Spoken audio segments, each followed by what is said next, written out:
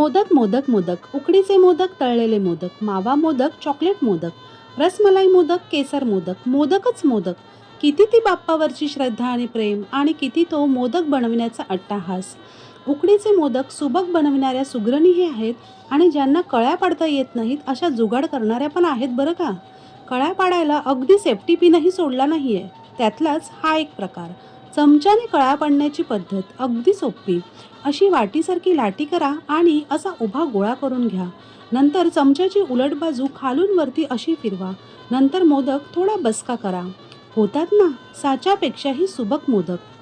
सारण करता येते, उकडही करता येते, कळ्या पाडता येत नाही आहेत, तर तुम्ही नक्की ही पद्धत फॉलो करा. कलेची गरज नाही की कष्टाची नाही. कसे वाटले ते नक्की कमेंट करून सांगा, आणि ठोका एक लाईक, करा सबस्क्राईब. सर्वांना अनंत चतुर्दशीच्या खूप खूप शुभेच्छा.